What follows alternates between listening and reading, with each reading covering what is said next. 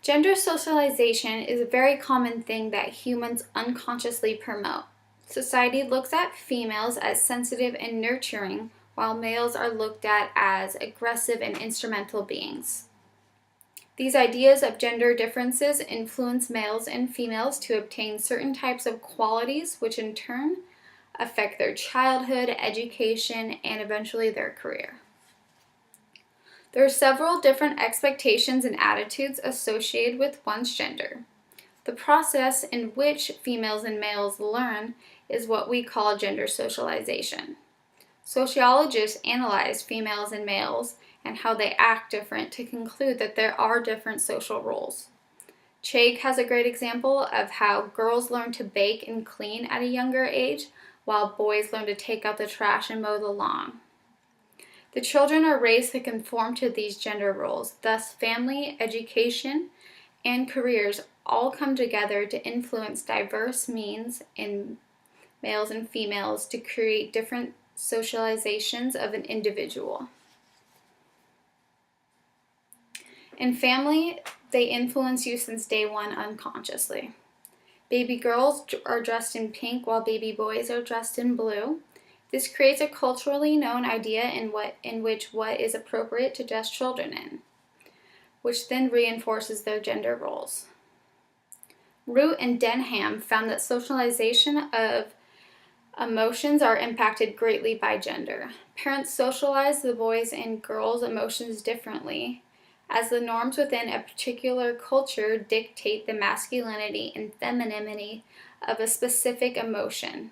Sadness is known not to be masculine, and anger is known not to be feminine. Toys and games, which are given to you as a child at a young age, influence you. Girls receive dolls, while boys receive a different form of dolls, which is action figures. Dolls are there to encourage young girls to become mothers and also encourages caring ideas, while boys are getting action figures to bring out the aggressive impulses. Benton explains that girls have talk games such as house and dolls, while boys have games where you win, such as football and war. Ultimately, masculine toys create a hierarchy and are task-driven, while feminine toys are communication-based. In education, students are shaped by how their teachers treat them. There was a study done by Chen and Rao in several Hong Kong kindergarten classrooms where teachers were found challenging the boys more than the girls. Therefore, education is not gender neutral.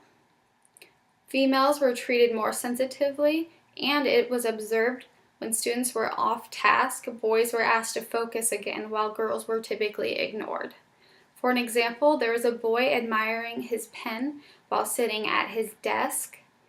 Once the teacher noticed this, she quickly asked him to focus back on the task at hand, while there was a girl who was not paying attention, admiring her reflection, and once the teacher noticed, she was ignored.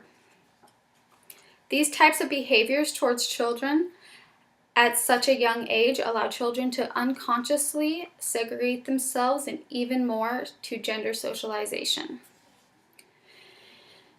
In careers, because friends, family, and teachers treat different genders different, gender socialization then affects career choices.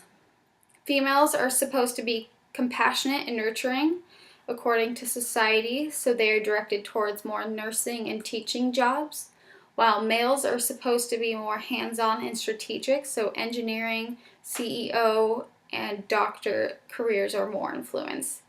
This affects the way males and females obtain jobs. Overall, these different roles within our society are influenced immensely. Whether we know it or not, these social factors influence the way females and males act and are as human beings, and if we want to change that and make society a fair place for both genders, we must rise above the socialization of genders and support each other as we beat the stereotypes for different genders.